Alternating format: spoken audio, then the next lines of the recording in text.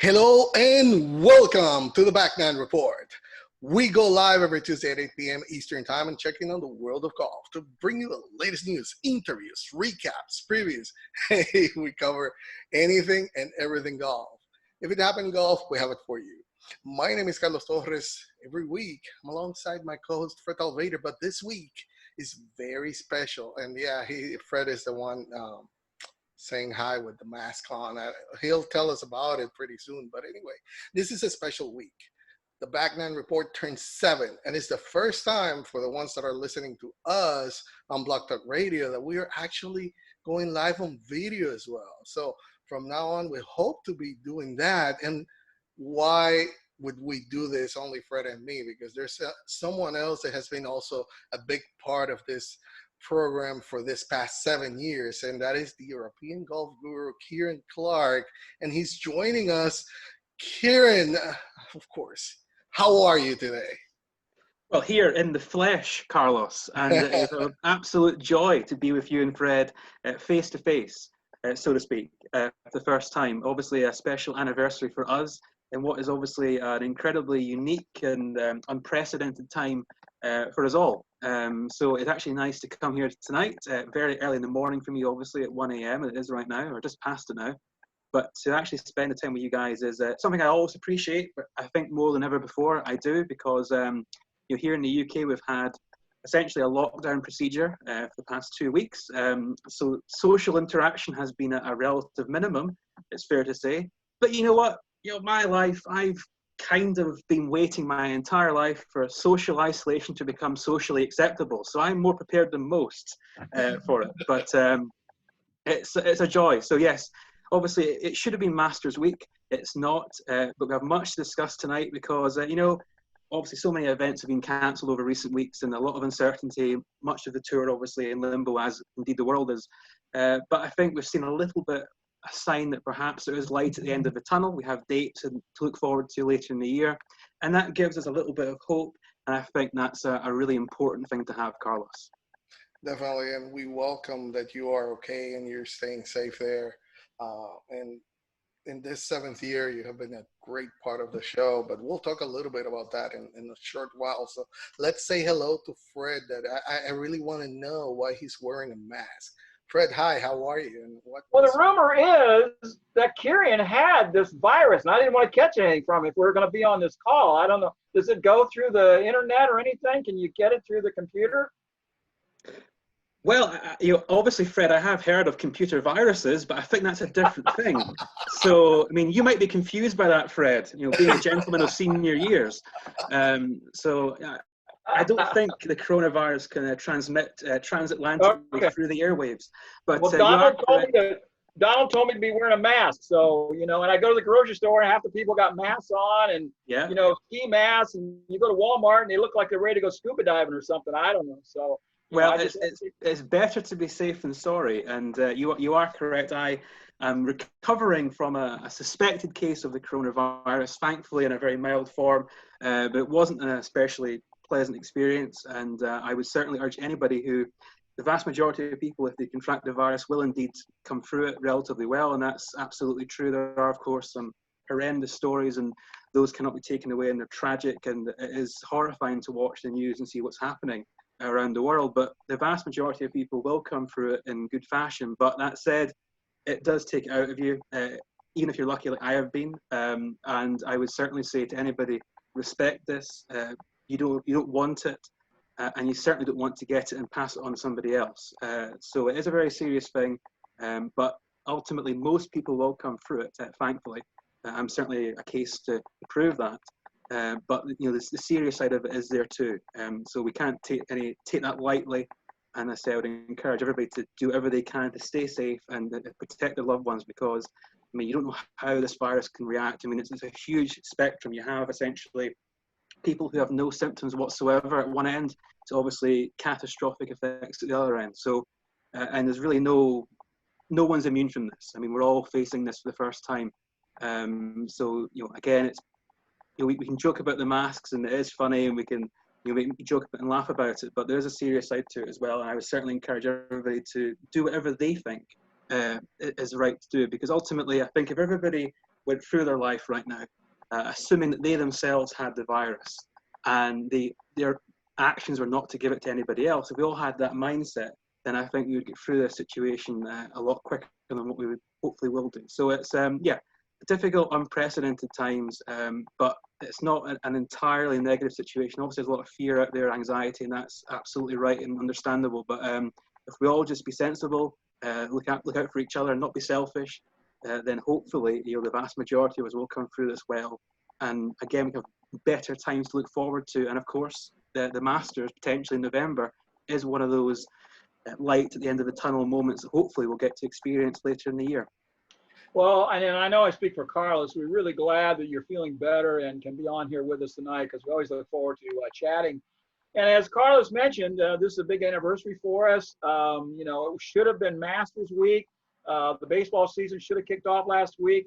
Last night should have been the NCAA championship basketball game.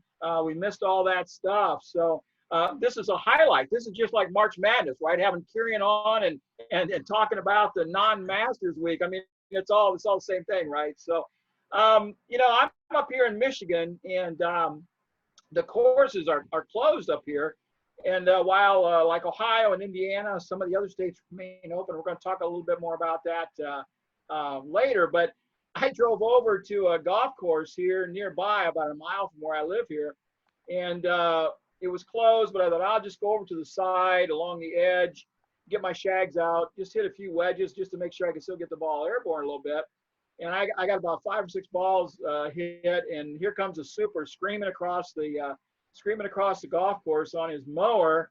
He roars up. He says, "Hey," he says, "you can't be out here." He says, "We gotta, we can't have anybody on the golf course whatsoever." And so what they're doing here in Michigan, they have a fine system, and one of the golf courses, they were going to stay open and pay the fine. And then the prosecutor came out and said, "Listen, buddy, we're not going to worry about the fine. We're going to jerk your liquor license if you don't close."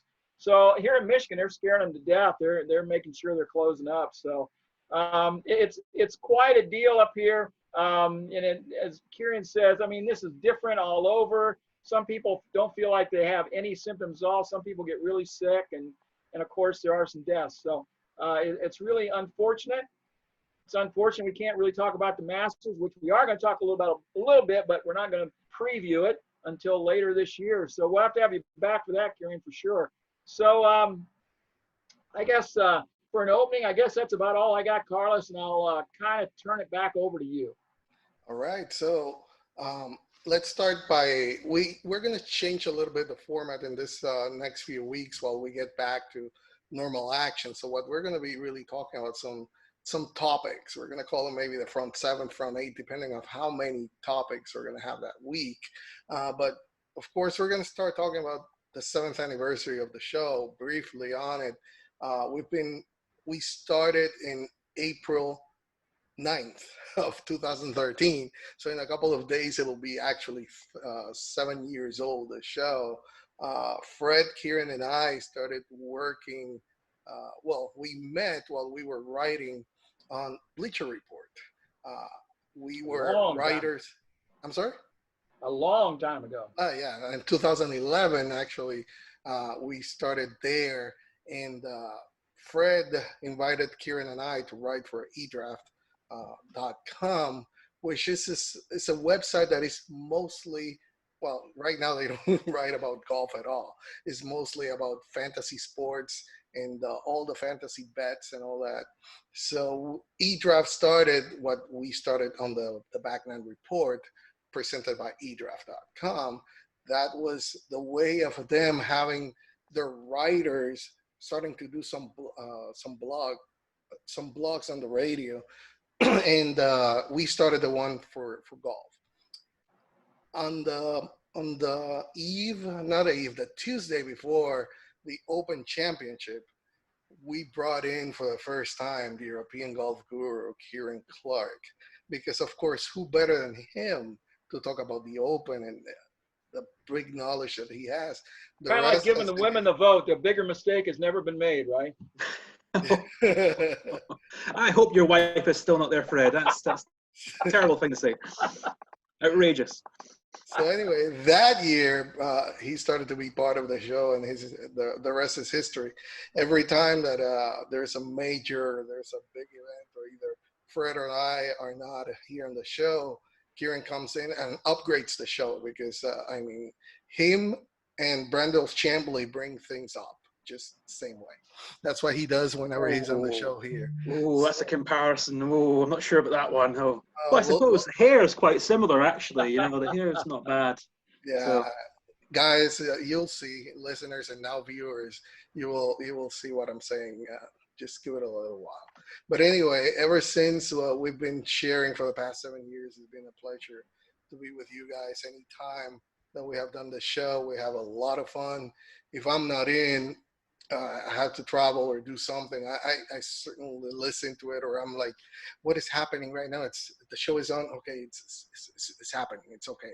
So it's like part of my life now to be every Tuesday, making sure that it's working. So, Fred, I'm going to bring you in first on this one. What's your experience the past 7 years on the show? Well, it's always a blast for me. Yeah, I've said this before. I always have so much fun. And, you know, earlier this year, Carlos and I had the chance to meet face to face for the first time in 11 or 12 years that we've been going back and forth over the internet. And we talk every week for 50 weeks a year, and we had never met up until February of this year. So that was pretty cool. We got to do that. Kieran, we got to get you over here someday, or we got to get over there or something one of these days. You're coming here. Okay. But you know, from doing a show, it's always fun to me, and we kind of put our unique spin on it and bring our ideas to the show a little bit, and hopefully that's what our listeners enjoy. But to me, it's always been I've always been impressed with the amazing people that we've been able to get on and come and talk to us. Hall of Famers like Jan Stevens and Carol Mann, Annika Sorenstam, Julie Inkster, Laura Davies, Jack Nicklaus, Nick Falvey, Greg Norman, Davis, up on and on and on. And it's always been so great to get one-on-ones with those people and talk to them and have them on the show. So to me, that's always a blast. Other than just the fact of coming on every week and looking forward to talking with you guys and breaking down the news and the tournaments and what's going on in the world of golf. How about you, Kieran? Yeah, well, you chronicled the story there, Carlos, of the show and how it began. And I think when you first started the show for the Masters that year in 2013, I was, of course, neglected. I was not on the show for those first few months of that year. And I think I spent weeks essentially just live tweeting the show, almost begging to come on. Because, you know, as you know, one thing about me, you know, I do like to talk and to share my thoughts, and I felt constrained by not being on the show. So I was delighted when the chance came. As you say, my first show was ahead of the Open that year, and you know, I've enjoyed being part of it all this time. And it's part of my routine. You know, I know when a major's coming or the Ryder Cup is coming up, I'm going to be spending the Tuesday evening or Wednesday morning, really, with Carlos and Fred, and you know, and building a rapport with you guys over the past 7 years has been fantastic. And for anyone watching or listening, you know, the professionalism and the dedication that you and Fred, Carlos, you bring to this show has kept it going all this time, and it's a tremendous credit to both of you. You know, I admire I wouldn't have the stamina to do it every week, year on year as you do. It's fantastic, and you know, it's meant a lot to me, this show, through the years. You know, I was 21 years old when I first appeared on the show, and I have no doubt if it wasn't for the platform and the motivation of being involved in the show, then I wouldn't be earning a living from working in the golf industry today. So I'm always grateful for that. So, you know, I love it, and of course, I hope to be here again with you guys when golf returns properly later this year, and that we do this for many more seasons to come. But for the past 7 years, it has been a joy to get to know you guys on this, and I think we've had some great laughs and great times on it, and hopefully we've brought some entertainment to the audience, and hopefully some reasonable golf knowledge.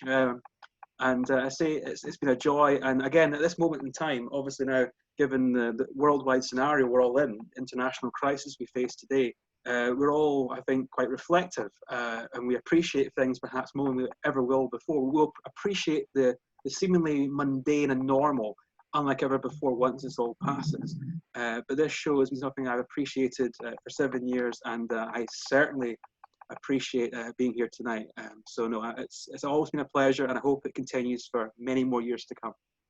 I second Hey, that. Carlos, if I could add real quick, and when you were talking about the history of the show, when we first started, you were still in Puerto Rico. I was in Toledo, and our producer at that time sat in San Francisco. So we had to coordinate all those time zones to get everybody together when we first started doing it. And then when we took it over, you were still in Puerto Rico, I was in Toledo. And then we had Kieran coming in from Scotland at 1 in the morning or 2 in the morning, whatever his time is. And so by doing this all through technology and over the internet, it's amazing that we've been able to pull this all together, and now taking another step and doing it here live on Zoom with the video as well as the audio. I just think it's so cool. So Carlos, back to you. All right. So I think that covers a little bit of the history for all of you who didn't know about how we got started 7 years ago here. But of course, before that, we met through the technology, and we've done it. Yeah, this is the first time that we all three are seeing each other for the first time. So I think we got a glimpse of Kieran once in Skype, but it was like gone, and that's it. But anyway, we appreciate you, Kieran, coming here and being with us. We always have a blast. So let's start right away and get moving to the next topic, which really weekly we try to talk briefly about what the virus has done in the world of sports, especially in golf. But this week we want to know your perspective. What is going on the other side right now? How is it affecting golf? Because Fred already, and we're going to talk about the golf courses, whether they should be closed or not in a little while, but we really don't know firsthand how is it going there. We already hear about the very bad situation in Italy, in Spain. We know that Boris Johnson was in ICU there in the UK. So, you know, how is it affecting the people, and especially in golf there in the UK and in Europe? Well, the golf industry has essentially shut down in its entirety across the UK. And, you know, 4 weeks ago, I was on the show with Fred that night previewing the Players' Championship. And at that point, you know, the coronavirus, COVID-19, was already casting a dark shadow over the event. We could sense something was going to happen. It was coming, it was going to hit golf hard and everything. And at that point, as we were doing that show a month ago, as you touched on there, Carlos, Italy and Spain had already been hit especially hard. You know, devastating scenes, particularly in northern Italy and around Madrid and Spain, horrendous. But from that point on, that Tuesday, that week, we saw the first round of the Players' Championship opposite from Sawgrass, and then that was it. And the acceleration from there was astonishing, unlike anything I've ever seen. We saw a shutdown across sport over a series of 2 or 3 days. Everything you could imagine was cancelled or postponed. And it really was overwhelming to keep up with the enormity of what was happening around us, and particularly in the UK. So around that point, we saw social distancing measures were quickly introduced in the UK. So then we saw schools and universities closed. And then before really the full lockdown was instigated just over 2 weeks ago, so 2 Mondays ago. We're now in the 3rd week of that lockdown. So that effectively means you are allowed to leave your house for essential reasons only, whether that be for food shopping, for groceries, or for medical purposes, and also for one routine exercise, which is done either in isolation by yourself or with those in your household, no one else. You can't meet anyone that you know out with those that you live with. And consequently, as no surprise, golf courses in the British Isles have been closed since then in their entirety. Nobody's playing golf. Those who are, and there have been cases of this, people being spotted on golf courses, they're doing it against the regulations. So greenkeepers are still permitted to work on courses, but only for routine maintenance. That's more or less just cutting the grass 3 times a week, very routine. So golf courses are completely shut. The industry is shut down. There's no golf travel. There's no rounds being played whatsoever. And of course, tour golf, as we all know, across the vast majority of levels, has been stopped in its entirety.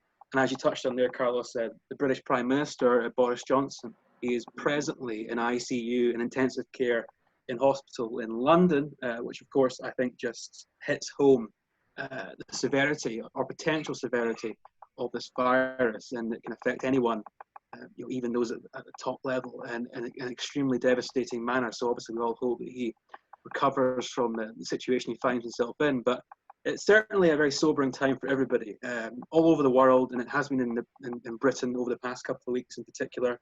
We're seeing obviously all the numbers every day you see that are read out about number of cases, number of deaths and so on associated with that. So it's difficult not to feel overwhelmed by that. And you have to step back a little bit, I think, and try and don't focus on that all the time. If you did, then you'd be overwhelmed by it entirely. As I say, it's a very difficult time. We don't know how long it's going to last for. The current situation of lockdown, and I know there's certain parts of the US that have also had very similar measures in place as well. So it remains to be seen. We're learning all the time about this virus. In the end, it's a once in a lifetime event, or so we hope. We've seen anything of this severity, and we desperately hope that the actions taken have been beneficial in the end. I mean, yes, there's been a devastating effect on the economy and, of course, society. People can't see their relatives and their friends and their families, and that's obviously a very difficult thing to handle. But if those measures do ultimately save lives, then it was worth it. But certainly the long-term ramifications of this will probably span for a few years all across the world, and things might change permanently. Again, there's a whole host of questions to be answered just beyond the golf world. But as someone who works in the golf industry in the UK, it's been a very strange time. At this point, the Masters every year is kind of the beginning of the golf season in the UK. Spring is here. Summertime is here as well in terms of the clocks. So we have more daylight. This tends to be when golf memberships kick in at the beginning of April. So at this point, we should have a new season. The Masters should be on television. It should be absolutely buzzing and vibrant.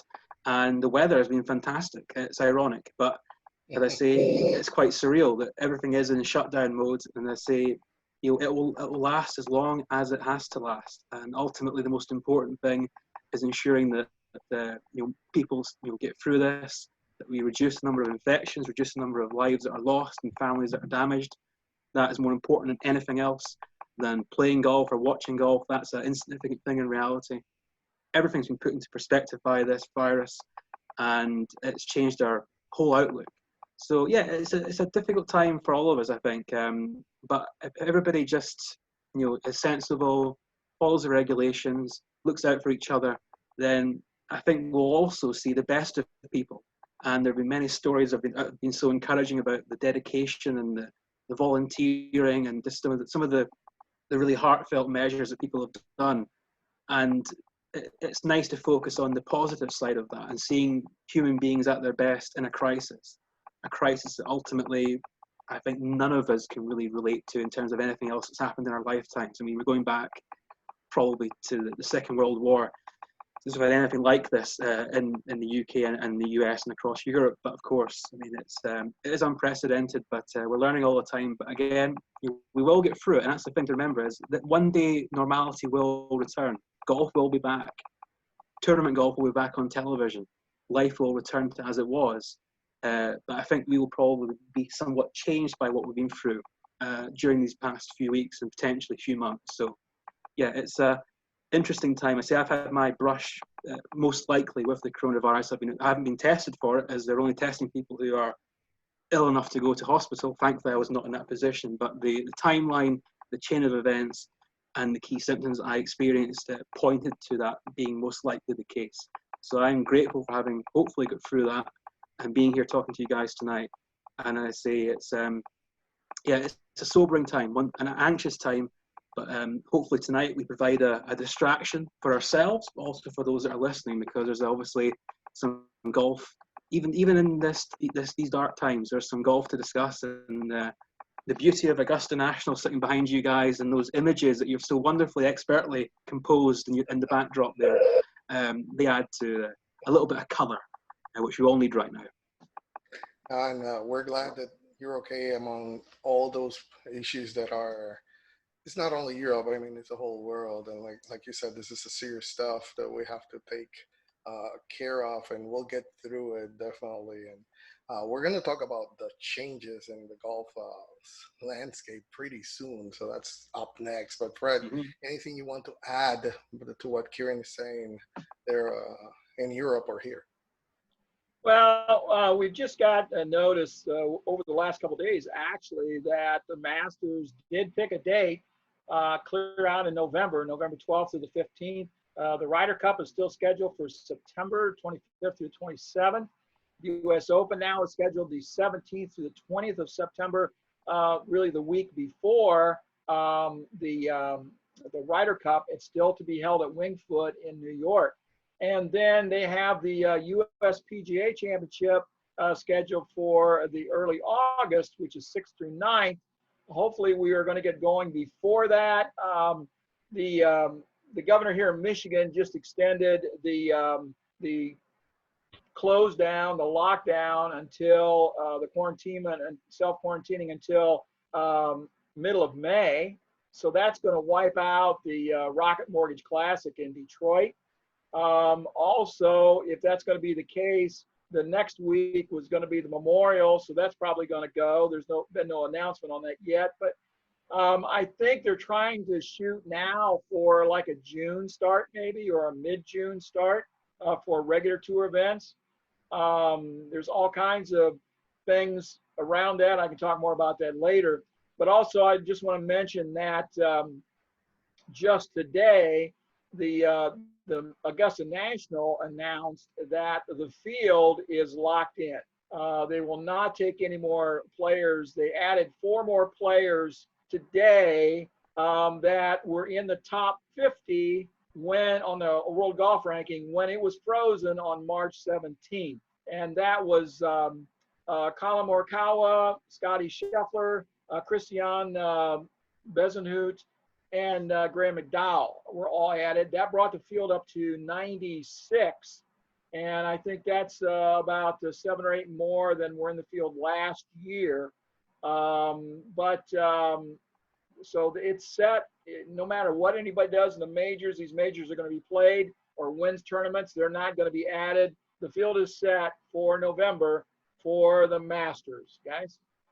So since you got already into the next topic that we were going to talk about, he can't help himself. He's too keen. He's too excited. It's part of. We'll get to it. We'll get through it together. You'll see. But anyway, the main topic right now is about the rescheduling of the majors. Basically, the Grand Slam landscape has been dramatically uprooted by the coronavirus pandemic. And golf majors championship bodies announced a schedule makeover yesterday, basically. The Open Championship became the first major to be canceled since 1945. The R&A announcing plans to play the 149th championship at Royal St. George's next year, and the 150th edition then will be in St. Andrews the year after. That's 2022. That was announced yesterday that the Open has been canceled, marking the first championship cancellation since 1945. I mean, the R&A chief executive, Martin Slumbers, said they assure everyone that they tried and explore every possible option to reschedule it. But if you come to think about it, all the different shuffling that has been done around, there was no space for it, definitely, specifically where it's going to be played. Because if you think there's bad weather, and Kieran, you're going to be the first one I'm going to ask about this. If you think there was going to be bad weather now in the summer, imagine how is it going to be later on in the year. So we already know that the schedule is still very much a work in progress. Officials from Augusta National, the USGA, the PGA of America, they announced in a joint statement yesterday, like Fred mentioned, the Masters will be played November 12th through the 15th. The PGA Championship will be held August 6th through the 9th at TPC Harding Park in San Francisco. That's where it was originally scheduled to be played, so it stays there. And the U.S. Open will be relocated to September 18th to the 21st, but it will remain at Winged Foot there in New York. So we all know that the New York area has become the epicenter of the outbreak here in the States. Some have even suggested, hey, you got to go for an alternative venue. It might be necessary, but the USGA definitely remains committed to Winged Foot. But the timing of the US Open is particularly noteworthy, as it will be played the week before the Ryder Cup. The Ryder Cup is going to be played, of course, in Whistling Straits in Wisconsin. So that's very interesting. We still don't know if the Ryder Cup is going to change eventually. But for now, the timing is US Open and then the Ryder Cup. So that's very interesting that it's going to happen. At least there's not going to be a lot of traveling involved. It's going to be from New York to Wisconsin.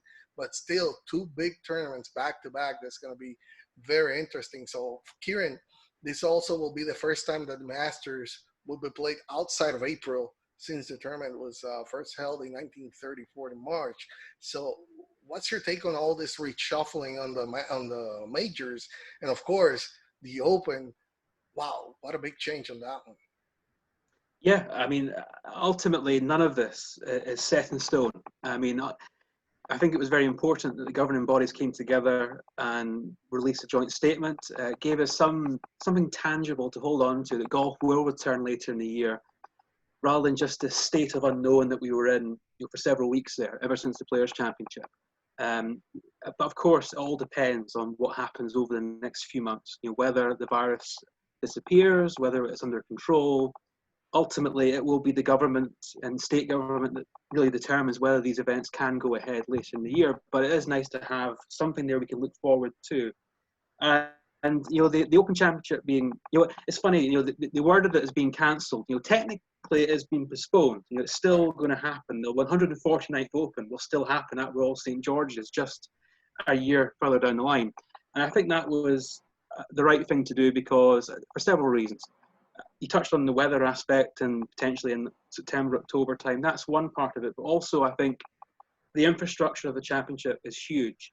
And at this time of year, around April time, they would really be accelerating the process to get ready for July, in terms of building the grandstands and building all the hospitality pavilions and everything else that goes with the Open Championship. And the Open, really, these days, in terms of the infrastructure, it's beyond any other event in golf. And it's become huge. When you go to an Open venue nowadays, it's just unbelievable. Even compared to 5 or 10 years ago, it's become a massive event.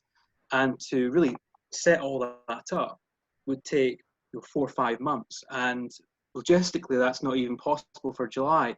And even for September, you'd have to start the work for that potentially next month in May, or even in early June at best. And if, in terms of the lockdown proceedings in the UK, key workers are not considered to be the builders and the workers who would be assembling grandstands for a golf tournament. So for their safety and all the officials involved with that and setting up the championship, there really was no way for it to proceed this year, unless you start pushing it further into the winter, and then it becomes impossible because of the size of the field and daylight hours, etc. So I think they actually made the right decision in terms of just saying definitively, that is it, we'll come back next year. And of course, moving the Open Championship at St Andrews back a year as well. They're quite obsessed with the 150th edition. They love their milestones, the RNA, they love their anniversaries. I guess we do too, of course, celebrating one tonight. But they really do. So having that there in 2022 is obviously set in stone as well. Of course, it raises questions about the Opens beyond that. That year, it was set to go back to Royal Liverpool. Will that now change to potentially another year? It was going back to Royal Troon to mark a centenary there in 23. So those are still up in the air as to whether they will go ahead as expected. But in terms of what the Open did, they've made a decision that we can deal with and move on from. The other majors, again, this is all provisional. I mean, who knows what will happen later in the year. Whether they still will go ahead. Fred's touched on there in terms of the overall schedule. We're seeing events, they are unlikely to begin until at least June across any of the tours. That might even be optimistic. It depends on obviously how things play out. But another complication for the Open Championship, and I'm going to, if you ask me about this, let me Carlos, about the European Tour specifically, this will be a problem for them in terms of international travel. Everybody's in the US playing all the majors and the Ryder Cup over there, and most of the top players are based in the US anyway, so there's not international travel required. Whereas if you have an Open Championship, it is the most international event. The field comprised of players from all over the world, bringing all them to the UK, to southeast of England, not far from London. it just seems impossible. So the R&A made the right decision there. On the Masters, I think obviously this week, it should have been the Masters week. In November, that brings questions as well. In Augusta, there's a colder climate there. At that time of year, it's wetter. So presumably the course will play longer than what it usually does. But also crucially, there is significantly less daylight than what you see now. And you look at the field, as Fred mentioned, is confirmed at 96 players. It'll be very difficult to get that field around that course. We're going to see almost certainly split tees at Augusta for the entire tournament, which would be a first. So there's many questions around this. And also, with the Ryder Cup, where do we stand in terms of qualification? The players aren't playing events on the PGA Tour or the European Tour. No one is earning qualifying points. So who's going to be on the team? Will they just take the rankings as they are now? Or will potentially we see how it plays out in the summer? Or could we see both captains actually literally handpicking both teams of 12 players? That remains up in the air as well. Will the Ryder Cup even go ahead, depending on how the rest of the schedule plays out? It seems to me that it's actually the easiest event to move. It's happened before. We remember back in 2001, the Ryder Cup was moved due to 9/11 to 2002, and they kept that sequence in place from there. So the Ryder Cup has moved before when faced with extraordinary circumstances, but for now, they seem determined to play it as it is. But of course, money drives a great deal of all this, and the Ryder Cup is obviously a massively lucrative event for everyone concerned, and they desperately want that on the calendar with the huge crowds that are expected for that. So on the European Tour, Carlos has quickly mentioned that, and the European Tour is the one tour that hasn't had any definitive date whatsoever. They've come out and said they're going to really see how it plays out and work from there. But the problem with the European Tour has, of course, is how do you fit in their circuit with what the PGA Tour are doing? But if it goes ahead with the majors in August onwards, and then the FedEx Cup and then the Ryder Cup, there's no space for the European Tour. If the Masters is in November, where do you play the Rolex Series, the Race to Dubai finale? Where do you play the World Tour Championship? All this stuff. I think there's a very real possibility that because of the international ramifications, international travel, the European Tour, of course, covers all corners of the globe practically, and that brings with it added complications when you're faced with an international pandemic. I think there's a very real possibility, and this is just from my perspective.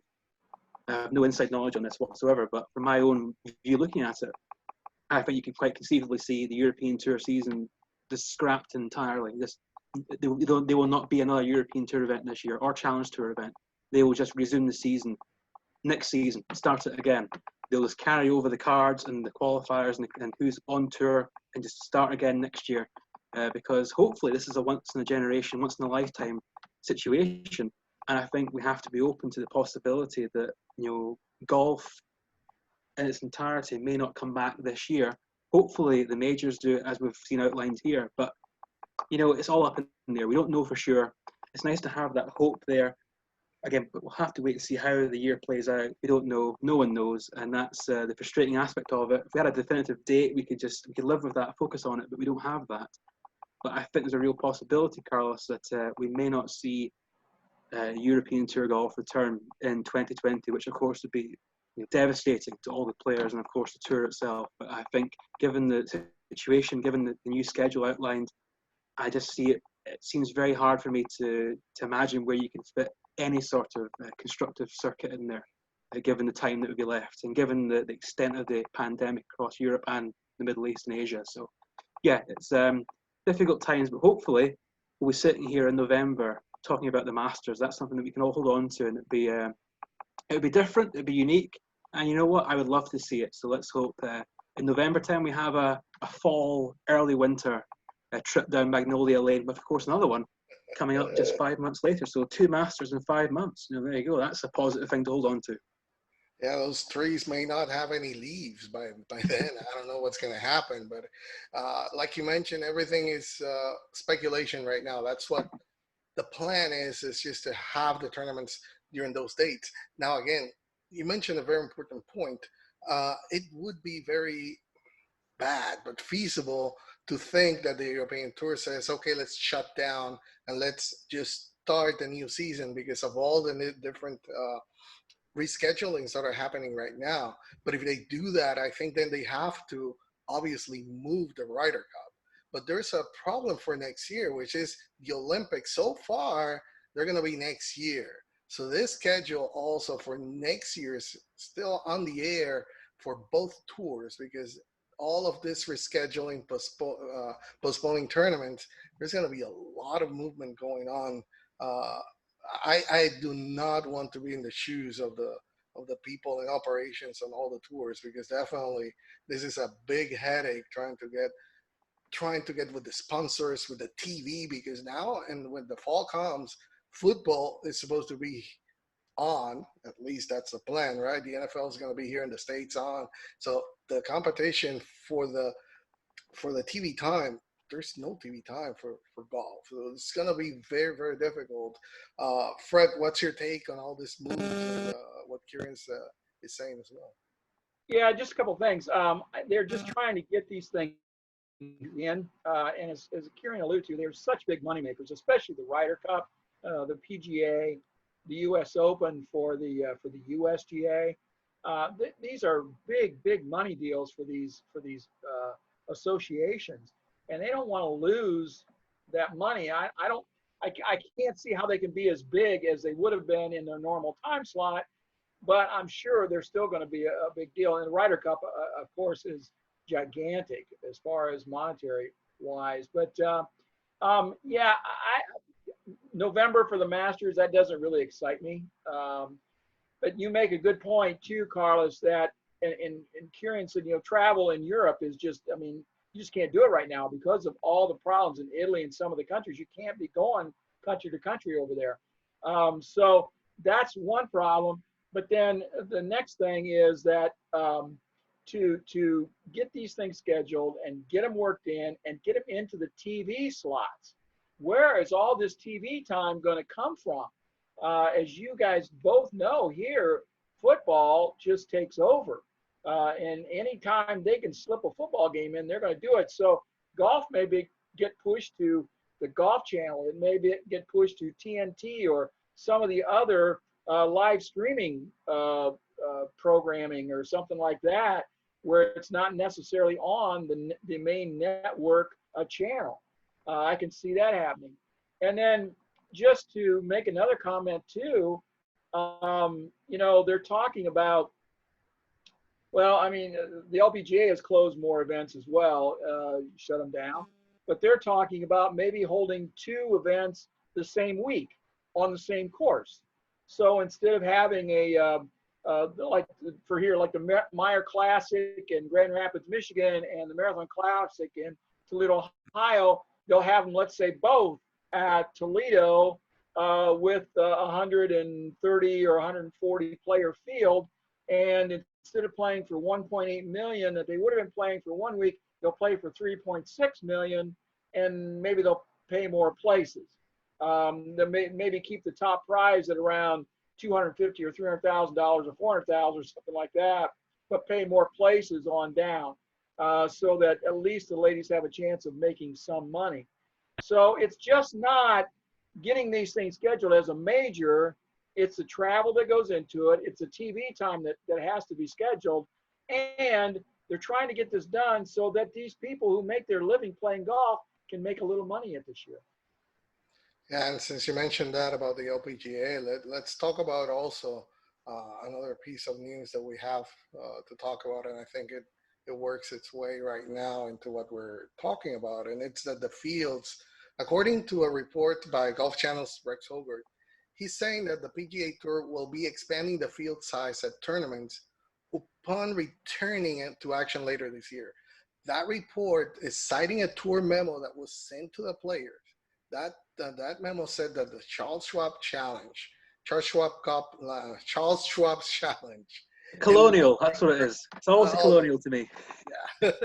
And the Memorial Tournament will be expanded from 120 to 144 players. So it's going to be a full-size field. Now, those larger field sizes in other tournaments are also under consideration, and the tour is looking at the possibility of more opposite field tournaments. Why, you ask? Well, because the desire to create more playing opportunities for the tour members in this abbreviated season, it's necessary. You have to try to get them to play, to earn some money. And if it would happen, like Kieran is saying, that the European Tour would shut down, that would really present some more opportunities for those players that are on that side of the pond and come here to play and have somewhere to win something. And of course, with that change, there's something I don't like, and I have to say it. That new pace of play policy, which was set to take effect later this month at the since canceled RBC Heritage, will be postponed till next season. So, well, slow players again will have one more year to play. So, Kieran, how about that? Expanding the fields to a larger full size for some of those tournaments, including the Charles Schwab Challenge and the Memorial Tournament. There's the possibility that other tournaments that are 120 or less will be expanded as well, and those opposite field events as well to try to have more, to give more chances. What's your take on that?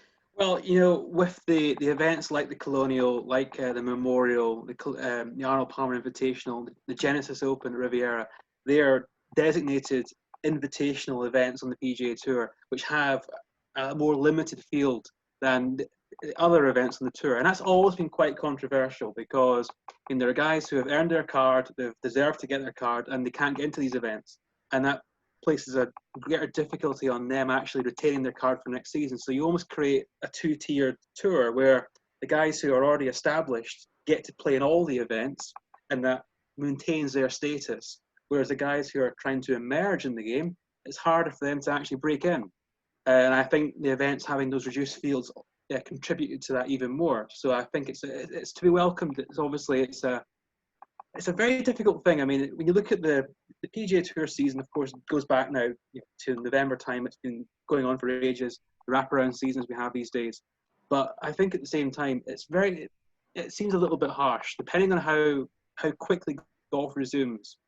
For players, is it fair to judge where guys are in the FedEx Cup ranking for this season? Do the guys who finish, out with the top 120, are they going to get cut out entirely for next season, go back to the Web.com finals? And then the players on the Web.com tour, what are their opportunities to get onto the PGA Tour for next year? So there's questions to do with qualifying and tour cards and, the tiered system on the tours, who's going to progress, who's going to regress. So there's so many uncertain questions right now with this, and ultimately it's uncertain because we don't really know when it's going to resume until we have some sort of definitive date, and then we're just guessing. And the tours are just guessing, as you touched on earlier, Carlos. I mean, it's a unbelievable situation for all the tour bosses to deal with right now. There's no certainty, and these guys thrive in certainty. You need to have that to plan things. All as Fred touched on, TV schedule, etc. All this stuff is linked in together.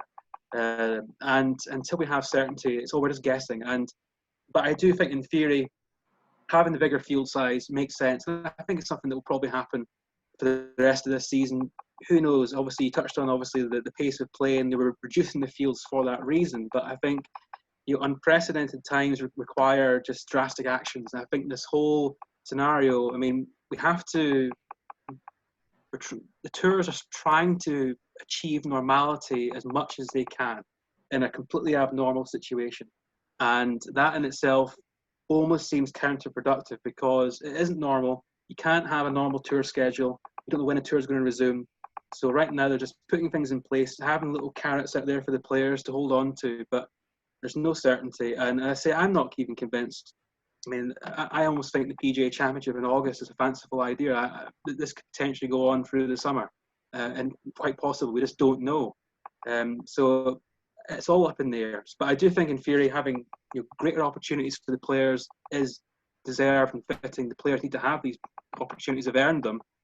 And you either give them those chances, or you just cancel the season. You can't have one or the other. So we're not at that stage yet. I think we're close to that stage in Europe, but in the US and the PGA Tour, we're not there yet. But I say we could see events moved, we could see different venues utilised. I say this will be different across different states. As Fred touched on earlier, different states have different regulations in place now. They're at different stages of the pandemic. New York, obviously, more advanced than anywhere else. So it's all uncertain. We're really talking about things that it's very difficult to discuss because we just don't know. But I think in reality, I can understand why the tour are doing it, why they'd have more events played in concurrent weeks, giving players opportunities. But whatever happens, there will always be a little asterisk next to this season, a little marker on this season. The 1920 season will go down in history for just being, decimated by the coronavirus pandemic, as all sporting events have been. Every event, every sport, every season has been affected by this. And there are obviously bigger concerns than what happens on the PGA Tour. But for the people on the PGA Tour, the tour itself, for its sponsors, and also the charities that rely on the events going ahead, there's so many unanswered questions. It's a worrying time for all of them. So until the virus is under control, we can't really proceed with anything. And that's ultimately why this is get on my view here of whatever you're being told by your state governor, by the local authorities, by the health service, you'll follow it, because the sooner we all follow the regulations, the sooner normality can resume. And that is a message for everybody here. And as I say, Carlos, it's a very difficult thing to discuss because we just don't know, and that's kind of the uncertainty of it all. We can just hope that we have something approaching a constructive schedule, but I just think it is unlikely at this point. And I think there'll be a lot of players at the end of this season who will feel a little bit hard done by circumstances. But in the end, there's no right answer here. And I think everything, you can criticize people's decision making, what's been done, what's been thought about, but in reality, we're dealing with something that professional sport has never really dealt with before. And it's hard to critique because there is no right or wrong answer. Everyone's just, winging it, really. And we all are, as I certainly am talking here right now. But it's difficult times. But I do think the PGA Tour needs to provide its lower ranked players with opportunities. Otherwise, it seems unfair. And I could see a scenario where the ramifications of this season will go into the season beyond this and potentially beyond that. This could take 2 or 3 years to get back to the tour as we know it now, in terms of the rankings, in terms of the players who have cards, etc. So it's I think we're kind of looking at this the wrong way. I think everyone's looking at a short-term solution for what's happening, and there isn't one. There will be steps that can be done in the short term, but I think there needs to be almost a 2-year plan at least for all the tours to get back to normal and to fit everything in, because it's the only way they can. Because right now we're seeing the tour schedule packed as it is, and now we're essentially seeing at least a third of the year just gone like that at the height of the season. So it will take potentially a couple of years at least to fully get back to some semblance of normality. Yeah, no, I agree, and especially let's put it like what you're saying. Let's take, for example, the rankings. The rankings is 2 years running. Now you're putting in pause. Basically, they're paused. They're not being calculated. But anyway, when they resume again, all those tournaments that were being played during the last 2 years, how they're going to actually be calculating all that? Because there's going to have to be somehow for them to reverse and try to see, okay, this tournament is now played in this week, and that week he was supposed to be playing last year the same tournament and 2 years ago. So you either gain or lose points according to that tournament. That is not going to happen anymore. So like you're saying, it's going to take maybe a couple of years for actually everything balancing out. Right now, again, this is all a mess. We cannot see how we can sort it out. Fred, I see Kieran's point. He makes a great sense on that. And but what's your take also on that and expanding the fields? I actually think also you have to give the players a way to restart their playing form. They cannot just go right now and start playing because they're not practicing. Golf courses are closed, so they need to actually start to get some reps in and start to go play tournaments before, get those reps in before actually getting to play the tournaments. I would think they'd want to play a couple events before they get into one of these majors. I would think. I know that would be the ideal. Whether that's going to happen or not, like Kieran said, it's up in the air.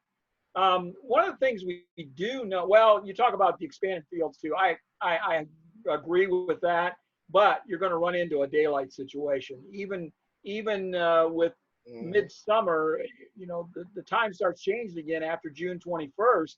and we're going to be lucky to get many tournaments in before that, if any at all. So when we get past June 21st, the days start getting shorter again, and when we get into you know, a little bit later in August into September, the daylight's just not there for a 140-man field. It just isn't going to happen, especially in the northern part of the United States. So, and then one other thing we do know, we talk about a lot of things that we're guessing at and, you know, what we think might happen. One of the things we do know is that the LPGA, who's only played really 2 events this year, those ladies are really hurting for any kind of monetary income at all.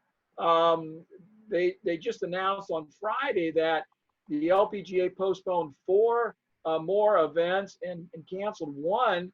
The Pelican Women's Championship which is in Florida, was originally scheduled for the middle of May. It's now moved to November. The ShopRite Classic was in the 3rd week of May, is now moved to the end of July, when the Olympics would have been. The Meyer LPGA Classic was normally scheduled for June 11th. They're trying to find a date. And the U.S. Women's Open has been moved from June clear out to December. So we do know that for a fact. That's what they're changing the schedule for. Something that's near and dear to my heart is the Marathon Classic, which is normally around the 4th of July. We don't know what they're going to do yet. They're still up in the air. I would say that's probably, it might happen. I don't know. Yeah, it's going to be right around that time that we're going to maybe able to get golf going again. Probably July, mid-July. I don't know there's going to be much done in June, guys. So maybe the Marathon Classic will get going. I just, you know, you mentioned the Memorial earlier, Carlos, with an expanded field. I don't see any way they're going to be able to play the Memorial at the beginning of June. I just don't see that happening. So, but we do know that these have been scheduled, rescheduled, moved out, postponed, and we know that's going on. But there's a lot of stuff still up in the air. Definitely, and definitely we're saying this is all speculation, because that's just plans that are until we really get a certain date that we're starting to see the curve flattening, and then everybody can start saying, okay, let's start restarting all this scheduling. We certainly have to just keep an eye on it and keep reporting on that. And now let's move on to another team event, the President's Cup, which I don't know what's going to happen, because if the Ryder Cup gets moved to next year, again, speculation again, because for now the Ryder Cup remains this year. So next year, we already know one of the 2 captains that is going to be in the President's Cup. And we have to say that the President's Cup has played maybe a significant role on Trevor Immelman's career. That stands to reason that taking on the role of a President's Cup captain is one of the most important things that Trevor Immelman has ever done in golf. Take a look at this. He's just 40 years old. He was introduced as the 7th man to lead the international team, and he's going to take the helm from his fellow South African native Ernie Els. That's going to be the 14th edition next year. For now, and again, for now, it's scheduled to be September of next year at Quail Hollow Club in Charlotte, North Carolina. He will be 41 then at that time of the competition, which will make him the youngest ever to serve as a captain. He will eclipse Tiger Woods by 2 years. Tiger was 43 when he led the U.S. to a comeback victory in December as a playing captain in Melbourne last year. Immelman made his President's Cup debut in 2005 when he was selected by his compatriot captain, Gary Player. And after that, definitely the arc of his career changed. Not in the President's Cup, but actually he then won the next year the Cy Ellis Western Open, and 2 years later he captured the Masters for his lone major championship. So you can say like that was like the peak that got him to become a better player. Now we have to say he does not possess an extensive experience in the President's Cup, which is what makes this a little bit, I don't know, difficult to see why but he was really highly recommended by Ernie Els. So reportedly, he pushed hard for his fellow countrymen. And then Immelman said that, filling in for Ernie Els is going to be a massive responsibility and a little overwhelming. That's what he's saying. But before he served as an assistant in Royal Melbourne, he had only a record of 1-6-1. So it's not extensive. He has been only vice captain once. Fred, I'm going to go first to you and then to Kieran, but what's your take on the appointment right now of Trevor Immelman as the next captain for the internationals? He said that he mentioned he wants to continue that family approach of Ernie Els, but wow, I don't know about the experience. It's a little lacking there from him. Yeah, a little bit of a surprise, actually. But, Golf Channel throws a lot of weight around. So, being an announcer on there, being an analyst or whatever, he got his name out there. Being with Ernie being an assistant for Ernie, I'm sure that helped. And like you say, Ernie probably did lobby for him. So I don't know. Trevor was really a very good player, very steady. Injury really affected him over the last, 5 years or so, and has not allowed him to perform at the level that he really is capable of performing. But where do you go though? Who would have been a better choice? I don't know. This President's Cup thing, the international teams, they really gave it a good go this last time down in Australia. Came up a little bit short. And so maybe they showed there was a little bit of life there. As these Asian players start playing better, there's 4 or 5 Asian players playing right now that are, long-term could be really good golfers. So they could really be hitting their stride here in a couple of years. And that might make a difference as well. We don't seem to be seeing the quality of golfers coming out of Australia that we used to see. And there's not any really good, I don't know. We haven't seen any really top South Africans come out. We know about Charles Schwartzel and Brandon Grace and Louis Oosthuizen and a couple other guys. But, Asia seems to be producing the best golfers right now. And then you always have that language barrier thing on the President's Cup, International President's Cup team. So is Trevor Immelman the right guy? Is another South African the right guy? I can't tell you. I don't know. Evidently, somebody thought he was going to do a good job, and I think he's probably got the personality to do it. He knows golf. There's no question about that. He knows the players. So I'm sure it'll work out. I don't think they'll probably win again. But it would really be nice if the Europeans could, or the internationals could win a President's Cup here before very long, because it's becoming a footnote if they don't start winning once in a while. Well, they made it interesting last year. Ernie really pushed them, and you can make a case that the Americans had that sense of urgency on Sunday. They knew they had to win. They had to put their individual talent to play, which was what got them over the top at the end of the day. And we knew that they individually were better than internationals, and that's what they got them the victory. But really gave them a run for their money. Just deeper. That's the thing. Yeah, and the thing now, I get it. Immelman, like you mentioned, CBS and Golf Channel, the last few years has been splitting time between playing and being a commentator for both channels. And he will be able to relate to the players. He's just going to be 41 years old, so he's not that far removed from being a player. He knows the structure. He also served as a captain of the international team in the first Junior President's Cup that was in 2017. It's not the same thing, but at least he knows the young players that are coming up. Like you mentioned, there's some young players, especially from Asia, that are coming up and might become a great players in a couple of years, 1-2 years more. We don't know if it's for exactly is going to be played next year. So it could serve to him as a knowledge. Hey, I know these young players. Let's see if we can place them somehow to become even better next year, develop them, and maybe maybe do some better work than what they have been doing so far. But Kieran, what's your take on Trevor Immelman? Do you think there should have been somebody else? Was it a surprise to you? What's your take on? I think in the end, it's all about Ernie Els in this situation. If Ernie Els wanted to remain as captain, he would have been the captain. He was very clear it was a one and done opportunity for him, which I think is actually unfortunate, because I think Ernie Els was an inspirational figure at Royal Melbourne. I think he brought so much to that team. He brought that team together that really no one gave a chance before that week. And they defied all expectations, led all through to the singles.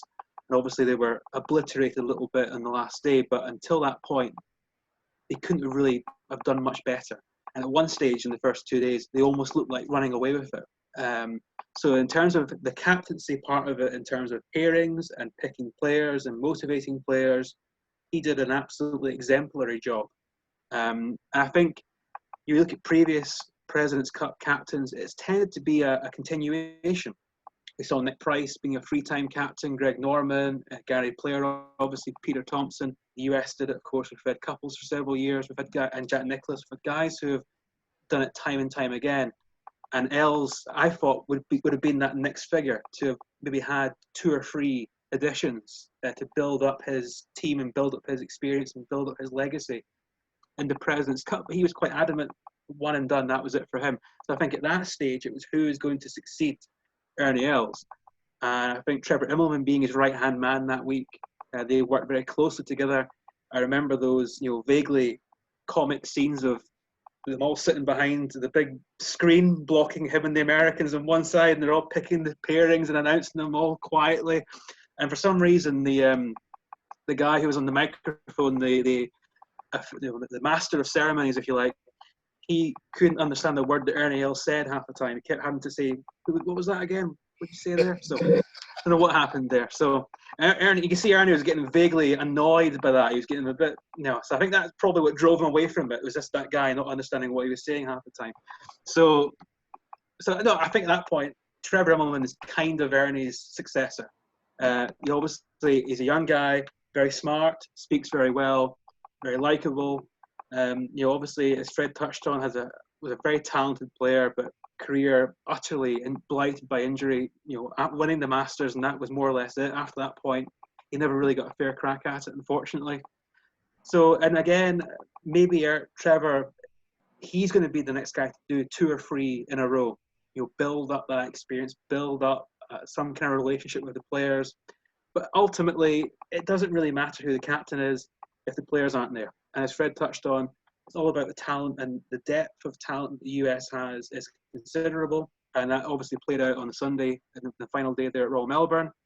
International team, we saw Sun J.M., who of course has been a revelation this year on the PGA Tour. He was fantastic at Melbourne. He's a great sign for the future. And even Abraham Answer, who's a little bit older, but he was also fantastic at Melbourne as well. So they need more players like that. They can't rely on Adam Scott or Jason Day or Aloy Oosthuizen. They're fantastic players, but they're getting towards the latter period of their career at the top level, and you just don't see. You compare the young talent that the Americans have. We mentioned 2 of the guys earlier who are going to be in the Masters this year, later in the season. Colin Morikawa, Scotty Scheffler. You have guys like that. So young players in the US appear to be extremely impressive already, and they have a next generation already appearing. Even though the current generation is very good, so they have a seemingly conveyor belt of talent coming through all the time. Whereas for the internationals, it's not quite there yet. We're still waiting for that explosion of 5 or 6 truly world-class players from Asia, which we're surely due at some point. We've been talking about it now for well over a decade. It must be coming. And when it does, that might change the landscape of this event. But until then, it's very difficult to see them winning it. But that said, I think they did find something at Melbourne. They found a togetherness. They found a captain who was inspirational. But of course, they've lost that captain. And for Trevor Immelman, filling Ernie Els' footsteps. I know that Ernie is basically Trevor's hero. He grew up admiring him, as you'd expect. And to fill those footsteps, that's a great honour for him. But it's a considerable challenge. But it would be a challenge for anyone. But I do think the biggest loss for the international team in December wasn't just losing that match in the end. It was actually not having Ernie Els as captain for next time. Definitely. And like you mentioned, I think at the end of the day, uh, Ernie will be there for him. He Yeah. can. He knows that he can go to Ernie. What you think about this? And I'm sure that Ernie will play some part on the selection team or and helping somehow. He will not be at the forefront. He might not be even a vice captain, but I'm sure that Trevor is gonna try to apply. He already said it. He's gonna try to continue that family feeling, which got that camaraderie going, and it's something that we have seen already on the Ryder Cup. That is what happens with the European Tour players. They have that camaraderie and they just play together as a team and gets them to be that successful. So we'll definitely see. So far, we know that a successor to Tiger has not yet been selected for the American team. We do know that it's believed that Zach Johnson, who was one of the three captains, assistants to Tiger and Melbourne, is the favorite so far. But we'll see what happens. I think they have to select someone soon because right now the internationals have it. They have to give the chance to that captain to start doing his job on the American side. Fred, anything you want to quickly add before we close this one? No, no, I think we're pretty well covered it, guys. Anyone you want to add? Anything you want to add, Kieran, before we move to the next one? No, not at all. I think it's obviously, again, as you touched on earlier, Carlos, we don't know when this will actually happen. And of course, I mean, the President's Cup captaincy is at the bottom of everybody's considerations right now. But again, it's trying to plan for the future, and the tour is trying to do that as best as they can. And having captains in place is another part of looking to the future, which is obviously we're all trying to do right now. But I say obviously the impact of what happens with the Ryder Cup and all the majors this year, the Olympic Games, all this stuff will play into next year as well. So I say it's the chain reaction of 2020 will really drift into the next year or two at least, and I think that's going to be actually the biggest story from golf this year. It's not going to really be who wins the Ryder Cup or who wins the Masters in November. It's going to be more how does the tour, how's international golf in both the LPGA level and also in the PGA Tour and men's game, how do they recalibrate themselves going forward? And just to quickly go back to the previous discussion earlier, one thing I want to mention was, I mean, we're getting to the stage where now, with such a truncated season, with such few events on the schedule, especially on the LPGA Tour, but even on the PGA Tour, we're almost at the stage where if I was in charge, I would be looking to just end it. Just nobody loses their tour card this year. Just keep everybody on the tour. If you're on the tour this year, you're on it next year. But if think of the players who've qualified for the tour for 2020, they haven't been given a fair crack at it. It almost seems a little bit unfair to drop them off the tour at the end of the season and bring up guys on the Challenge Tour or the Web.com Tour or the Corn Ferry Tour or the Sumatra Tour or the LET.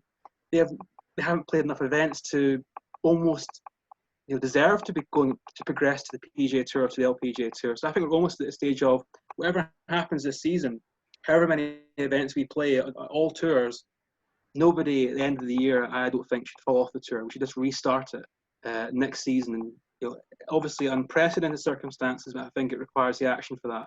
And for fairness and for integrity, I think to give all the players as much of a fair crack at it as possible.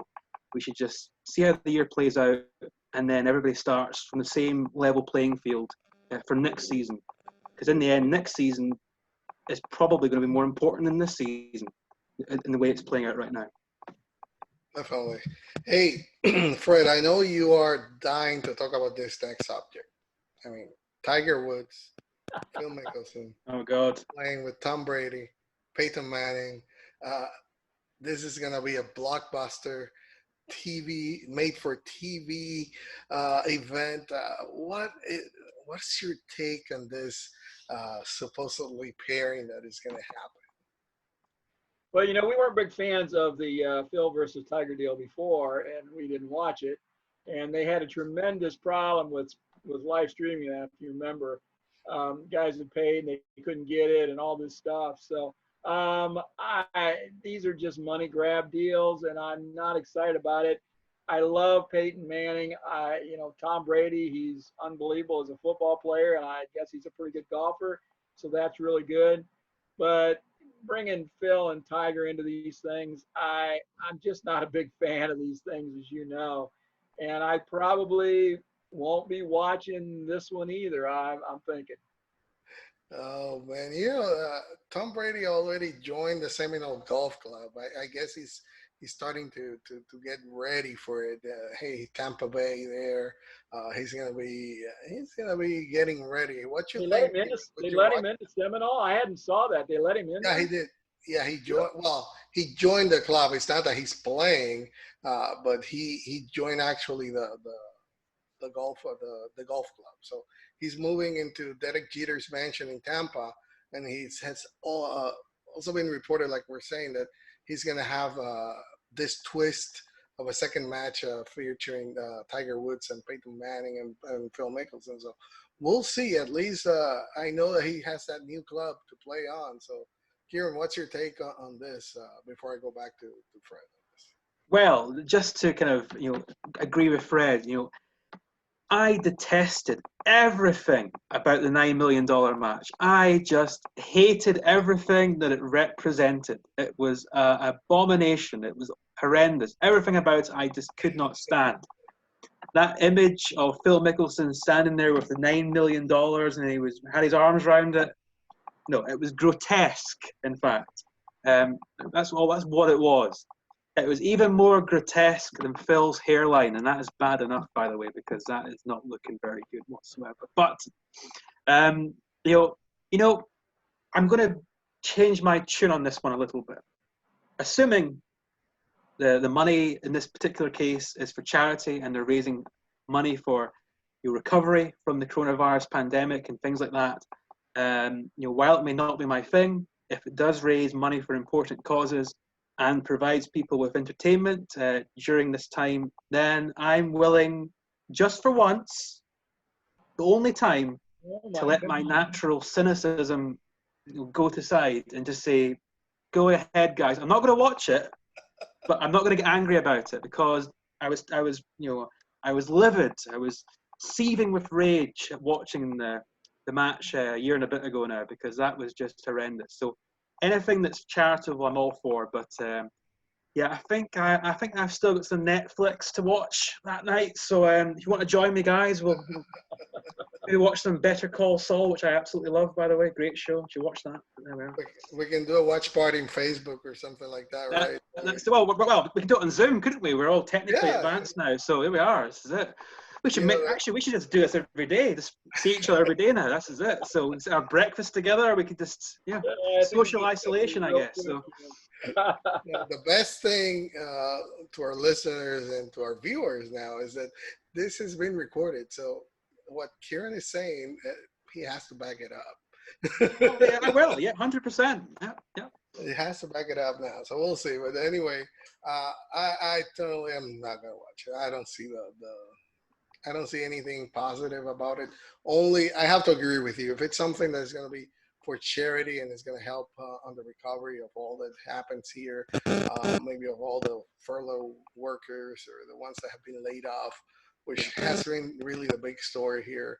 Also, besides the deaths, of course, of the coronavirus, is the unemployment really has been really, really bad. So if it's something to help that, perfectly. Count me on. I'll even promote it for you. I won't watch it, but I'll promote it. I wouldn't go that far, but just. No, I'll promote it. It's for charity. Anyway. Fair enough. Hey, now let's move on to the next topic, and it's about. We know that the pandemic has ordered some 3 states already have a statewide lockdowns. So let's talk about golf courses. Should they be closed? We touched a little bit about it at the beginning of the show, but now let's go a little bit deeper on. We have news about a course in Connecticut that closed because it was overcrowded. Despite the state giving it the okay to be open, but people just rush to it. You really don't want to be that course that is going to be the one that's being causing issues because the state association is imploring the courses right now to obey those distancing rules, social distancing. That's the 2 words of this year. More states reopening golf courses as an approved activity. the Alabama governor is reopening golf courses. We've already talked about the economic impact of the golf courses, and not only recreationally, but we have talked about what is the impact that is happening right now with the tour events that have been canceled. A lot of those courses were counting on that income that comes by having a tour event there. And not only the tour event, not only the golf courses, but the charities as well. A big impact. They were counting on that money this year to maybe keep working, keeping the lights on, basically. Um, uh, I'm going to start with you on this one, Kieran. What's your take? Not only there, but here, anywhere, should golf courses be closed? And if not, I mean, what's your take on what should be done, and what you think about also the impact so far on those closures of the golf courses? Well, I think that's really you talk about the PGA Tour, how it's going to affect the Open Championship or the Ryder Cup or the Masters. In the end, those things will still go ahead, and at some point they will still survive. But it is about the regular golf courses. How will this affect their industry, their income? And that's a bigger question for the golf industry as a whole in every country. And I say lockdowns have been widespread across Europe with regards to golf courses. Certain countries have actually lessened those. I think Sweden's one nation, Denmark is another one who have done so. But the vast majority of golf courses across the continent of Europe are closed. And some people are defying that, a very tiny minority, but most people are staying away from them as they're being told to. Obviously in the US, it's very much a state-by-state thing. It's a very difficult question, and ultimately, because in theory, if you were playing golf, like say for example, Fred was playing golf with his wife, two of them, they lived together, they went out together, didn't see anybody else, they played on just by themselves, and they didn't go near anyone else while playing. In reality, are they doing anything wrong? Probably not. Will they be safe? They probably will be. There certainly won't be any more risk of catching the infection than if you were to go out for a walk or go out for a jog or a cycle or anywhere. But I think the argument would be, as you saw in this particular case, is that if you open it up, suddenly people will flood to it. And then it becomes overcrowded, becomes difficult to manage, because first of all, you're putting all those golfers at risk, but you're also putting the people that work at the golf course at risk, people who have to be there to manage it, to manage who's playing and ensuring that they go out in a sequence of maybe two balls only and they keep their distance. So you're putting the staff at risk as well as the players and the golfers themselves. It's a very difficult thing to answer, because I can only really talk from the perspective of what we have here in the UK and in Europe, which is that all golf courses are closed. And of course, some people do object to that and they're frustrated by it. But ultimately, the message really should be is we're all disappointed that we can't play, but a round of golf is not more important than your life or the life of somebody that you know and that you love. You might want to speak for yourself there, Kieran. I don't know. My golf's pretty important. No, So I think it's a difficult one to answer, because it is very much about different states have different rules in place. I think people can be safe while playing golf in certain circumstances, but what I would say to people is, if you are told you shouldn't go to the golf course, then I think you should just accept that. And yeah, it's disappointing, it's frustrating, but it's there. It's done for a reason. And the sooner we all follow the regulations and we all apply social distancing and in some cases lockdown mode, the sooner we all follow those rules, then the sooner things will be reopened as normal. But also beyond that, if people are back playing golf, then other activities will wonder why they can't be open. And you start opening up a hornet's nest, if you like. You start poking the bear, and suddenly everybody starts thinking they should be able to go and do their activity, their sport. So in some ways, the simplicity of actually the shutting everything down is welcome, because we all know where we stand. Having various states having different rules, that becomes contentious, because people wondering why they can't go out and play. And that drives frustration, obviously, and that's a difficult thing to handle. So it's a very difficult question to answer, Carlos, but again, what I would say is, it's around the golf, it's not more important than your life. Despite what Fred thinks, it's not more important than your life. You have to go out and play. You have to stay away, and you'll be safe. That's the most important thing, because golf will return, and that'll be a magical day. When golf courses are reopened again and we all go out and play. I mean, it's a day that we're all holding on to here. So it's, again, we're dealing with really unprecedented circumstances. A discussion that we wanted to be here today, obviously talking about the Masters, building up for the Masters, but talking about very different things about golf potentially shutting down at all levels at the beginning of the season, and that's something that nobody ever wanted to discuss. But ultimately, people's lives and the safety of families, of your friends, of the health workers, everybody concerned is obviously paramount. That trumps everything. So I don't know the answer. I don't think there is an answer. I think it's very much a case of we'll see how it develops, follow the guidelines. If you are told the courses are closed and you should stay away from them, then do that, because for the greater good for yourself, for everybody around you, for society, you should follow those guidelines. But obviously, if golf courses can be opened up sooner rather than later, but only when it's safely, that's ultimately the key thing. We want golf to reopen and be as normal as possible, but only when it's safe to do so. And we have to really defer and trust the experts on that, because they're the ones who know what to do or have studied it. They have far more knowledge than we have. We're only guessing. But just, if you were somebody you are able to play golf at this point, again, do follow social distancing. Be very careful what you touch. Of course, wash your hands. Potentially wear face masks. Fred's selling them online right now, I believe. He's giving them away. So, I mean, you've got to follow that. If you do that, then you should be okay. But ultimately, follow regulations, and hopefully, if we all do that, then we can get back to normality sooner rather than later. You bring up a point about if courses start opening and start playing, that some other people are going to say, I want to play my sport as well. But one thing that is very important to note is that golf, just like it has happened so far, and Fred and I have been talking about the past few weeks, there's a couple of minor tours here in the States that are successfully still holding tournaments. They're doing their social distancing during it. They're taking precautions on the course not to affect the players and the groundskeepers and the course employees. And I think that's something that the sport of golf can offer that maybe basketball cannot. Basketball usually is a 5-on-5 or 3-on-3. So it's a contact sport basically, because there has to be close to it. Football, don't even talk about it.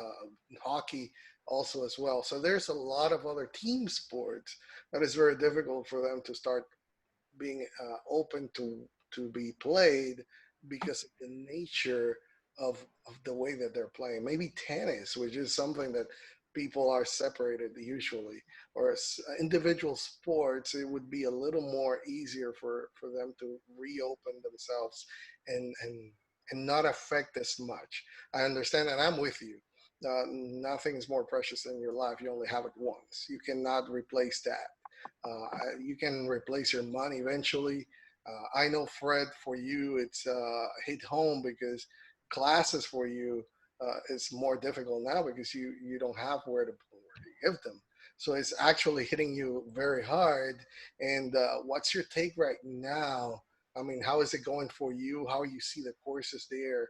Should they be closed? Should they be open? Or how about the impact of it? Yeah, the problem is, guys, we made the decision to leave Toledo and come up here to Cadillac, which is in northern Michigan. And so there's a lot less population here, a lot less people traveling in and out, especially since they've shut everything down, which this is a high vacation area or a tourist area pretty much 12 months a year. They snowmobile and ski in the wintertime. They play golf and fish and hike in the summertime.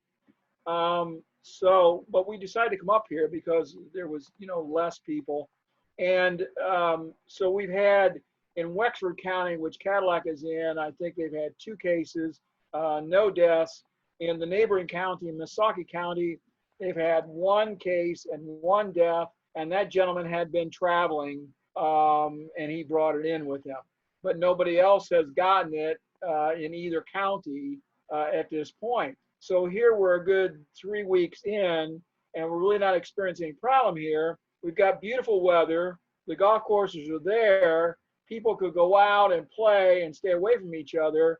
You don't have to pull the pin. You know, you can put a noodle in, or you can cover the hole and just putt up to it, or whatever.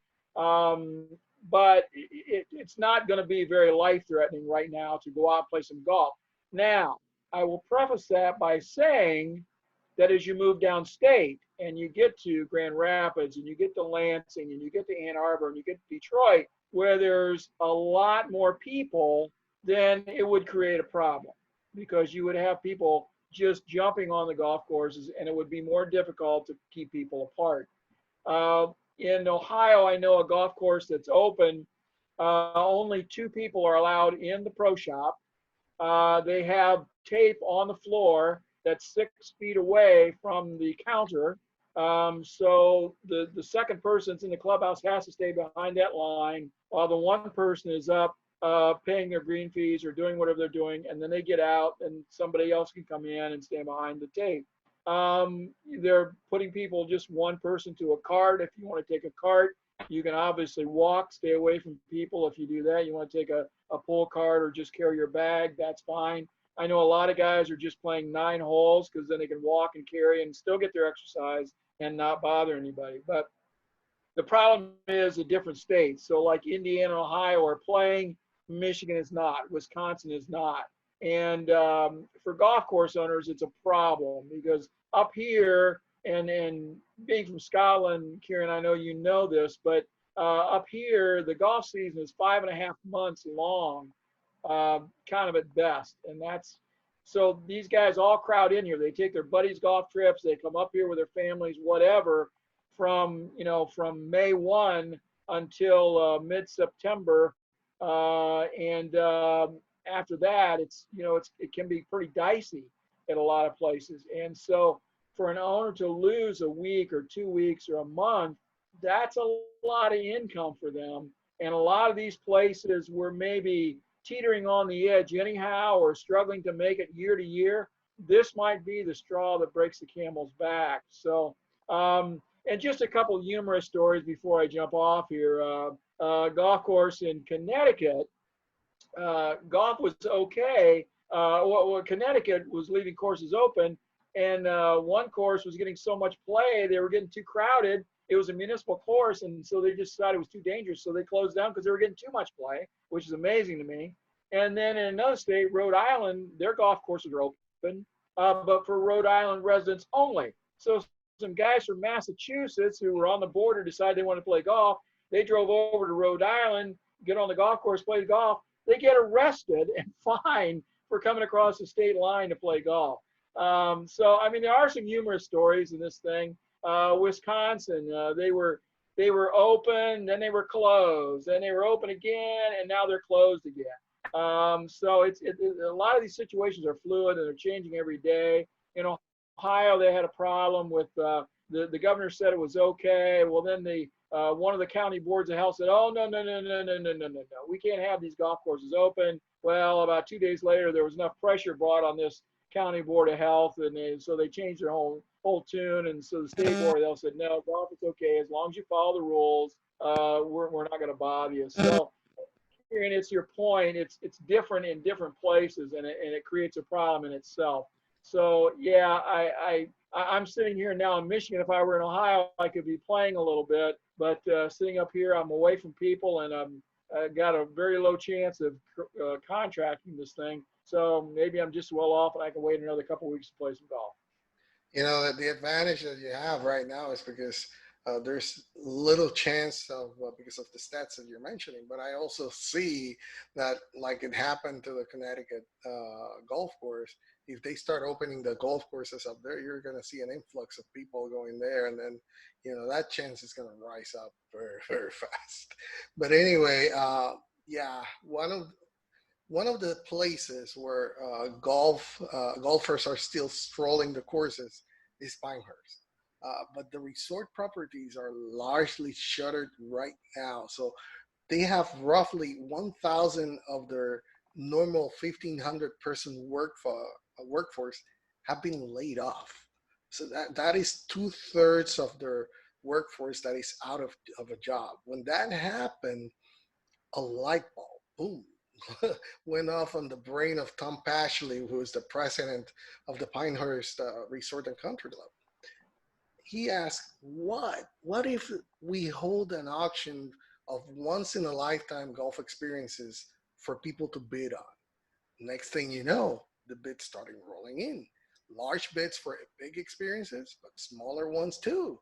I mean, by the time the auction ended, nearly $300,000 had been raised. Money that will be put to work. Pashley said that they're going to continue to pay both the employee and the employer's portion of the health insurance through the end of May, at least.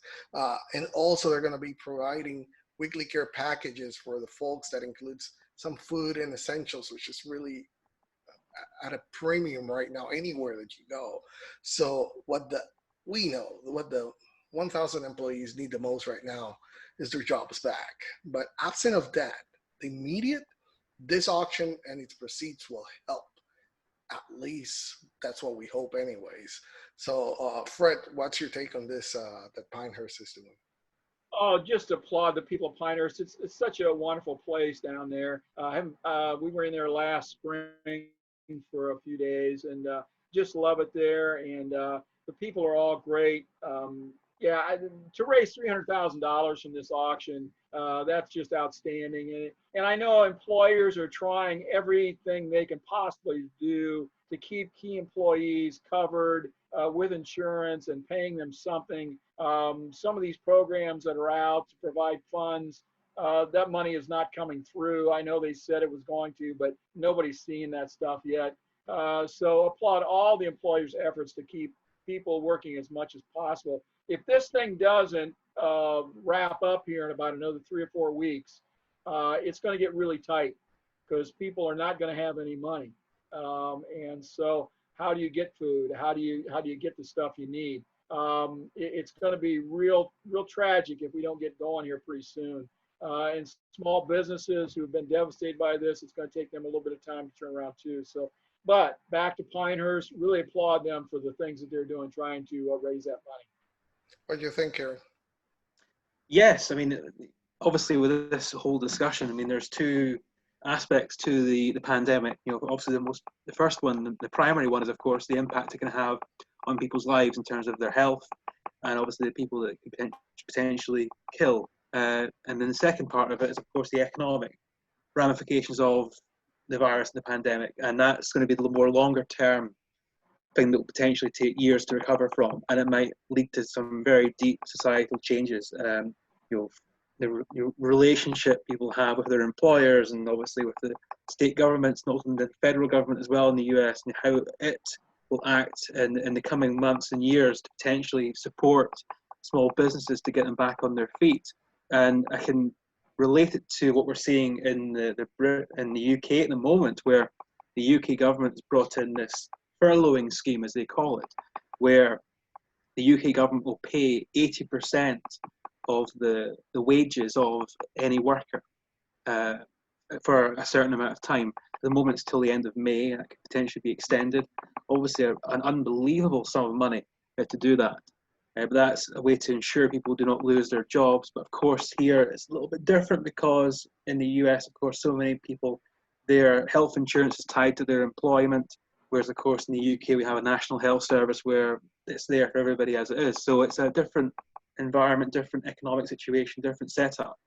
They probably both have their benefits and their negatives. And I think certainly both aspects of that are being tested by this most incredible crisis that we're seeing right now. So obviously anything that supports the workers at Pinehurst is a fantastic thing. Everyone needs every support they can get right now. But as Fred touched on, I mean, this thing isn't going to go away in a couple of weeks. I mean, we're going to be in the situation for potentially into the summer. And then the impact of that will go on for years. So but of course, for so many businesses, the short term is what they have to survive. They're going week to week, month to month at the best of times. So, I mean, the impact of this is going to be huge. I mean, it is almost it almost seems a little bit trivial that we're here talking about golf because it is obviously a minor thing in the grand scheme of things, but it's all connected. And of course, the most important thing is the golf industry and the venues like Pinehurst and the employees that they have, the income that Pinehurst Resort brings to that community in that part of the country is massive, and all venues like it. So it's, you know, protecting golf courses and protecting venues and resorts is also protecting lives and maintaining livelihoods, protecting health as well. And we're seeing all these things tested, all these assumptions we've had about how we kind of lead our lives and how we run our lives, and they're all being tested by this. So it's, yeah, it's obviously I applaud anything that supports the workers at Pinehurst and any other venue across the US. But I say it's there will be some very hard questions to answer for a lot of people in the weeks and months ahead, because we're going to be, everything what we really know as normal is being tested beyond any limit that we've ever had in living memory. So it's ultimately lives the most important thing initially, but it's the recovery from that. And hopefully, you know, I do think we're going to see a huge rebound effect in the golf industry. Once golf reopens fully, people are going to be so keen to go out and play, get out there and visit Pinehurst, visit resorts across the country, go on their buddy trips, go on their family breaks, play golf themselves, go and play at the local public course, all this stuff. The day that golf reopens fully will be a magical day. Everywhere will be absolutely busy and packed and celebratory. We will see a rebound effect economically, but it's just ensuring that we get to that stage with enough of our venues still healthy and still in a workable position. And that's only going to be determined by the length of this crisis. Of course, there's two things. I mean, obviously the impulse is there to try and get things back to normal quickly, but as the experts say, if you do that too fast, then more people will get sick, and that will put more pressure on your economy anyway. So it's there's no easy answer to this whatsoever, and that's why I'm always hesitant to criticize anyone who's in a position of power right now, because whatever they do, you know, they're damned if they do, damned if they don't, because there's no easy answer for all this, all top to bottom. It's just such a difficult thing to handle. But I say golf will reopen, Pinehurst will reopen, those workers will get their jobs back and they'll be working there again. And that'll be a special day for everyone. And I think holding on to that, we will get back to that position at some point, hopefully sooner rather than later. That's the thing that's going to get us through this, is just the hope that, yeah, it's a scary time, a worrying time, an anxious time, uncertain time. But the certainty is, the one thing that is certain is that it will be over at some point. We will get back to things. And that's what's keeping me going. I'm sure it's keeping you guys going as well, and everyone who's listening and watching. Yeah, the hope to get back to normal is what we have that there, and that's what I'm aspiring for and looking forward to. And I say it'll be a magical day when it comes. Definitely, we wish it's gonna be on the sooner rather than the Indeed, later. yes.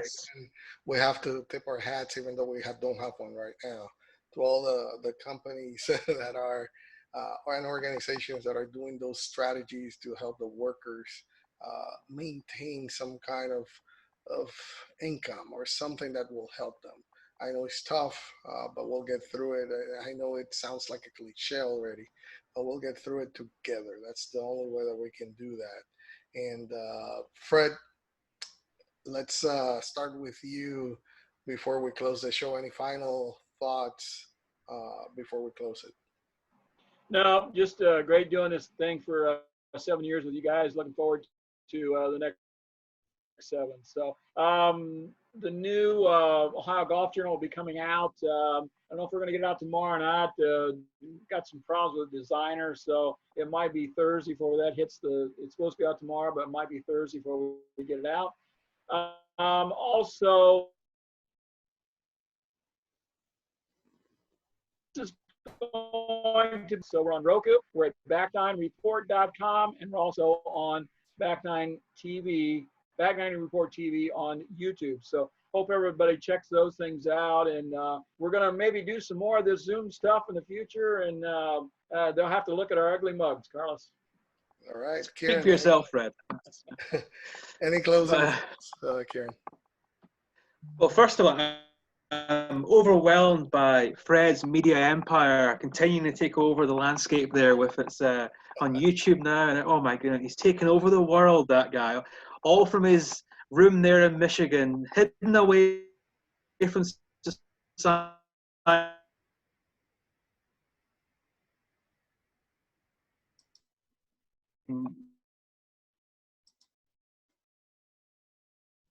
So, again, I mean, I think it's important that we try and retain normality as much as possible throughout this crisis. We still have golf, we still have the people we know in golf and the memories and what we hope to have in the future, and that keeps us going. So having this chance to sit with you guys tonight, obviously it's probably the most unusual show we've ever done, firstly because of the Zoom aspect of it, of course, wonderful technology, and but beyond that, of course, just a wider situation. It is unique, it is distinctive. I mean, of 7 years of shows, this is one that I think will always stand out because of the situation that we're in now. And as you said earlier, I mean, hopefully we all learn from what's happened this year, and this year will be forever a footnote in the world because of it's affected everybody internationally. But I hope we all, think about where we all are in society, how we relate to others, how we are connected to everybody. I think these days some of us are a little bit too self-absorbed in the social media age, and I think we almost forget what's actually important. And hopefully this has brought that to the forefront, that we're all in this together and how your actions can affect somebody else. And I hope that once this is all said and done, we come out of it with a different perspective, and ultimately we take the lessons from this, and we ensure that it never happens again to this extent. And that could take years and much government stuff as well and beyond us. But I think everybody in their own way can contribute to, first of all, making sure we get through this pandemic as soon as possible and as well as possible, most importantly. But then the aftermath of that, we make the most of the opportunity we have of getting back to normal. And that will certainly be the case in golf, whether that's going to be the Masters in November or just getting back out on the golf course. I say that day will come, and I hope to be here with you two and there to celebrate it. So thank you, as always, gentlemen, for having me this evening or this morning. It's now past 3 a.m. here in St Andrews, the home of golf. And but I wouldn't, that's not necessarily true. I can think of other people I would rather spend 3 a.m. with, but that's not possible right now. But you two are here, and you two will do. So thank you for having me. Well, it's been our pleasure as usual to have you with us. Hopefully we can do this sooner rather than later again. Back Niners, that wraps up another week of the Back Nine Report, a very special one, our 7-year anniversary. Thank you for listening. It's always our pleasure to bring you the latest in the world of golf. Special thanks again, Kieran. You always upgrade our show anytime that you're here, so thank you for being with us. Don't forget to join us again next Tuesday at 8 p.m. Eastern Time on Block Talk Radio. I have to change this line now. It's Block Talk Radio. 7 years, yes. Tune in, Roku TV, YouTube TV, wherever the media mogul Fred Alvader gets us in, that's where we're going to be. And if you haven't done so, hey, follow the show on Twitter. Our ID is at Back9Report with the number 9 in the middle. My name is Carlos Torres, along with Fred Alvader and Kieran Clark. We wish you to be happy, be blessed, and enjoy a great game of golf. Happy golfing, everybody. Good night, everybody. Until next time.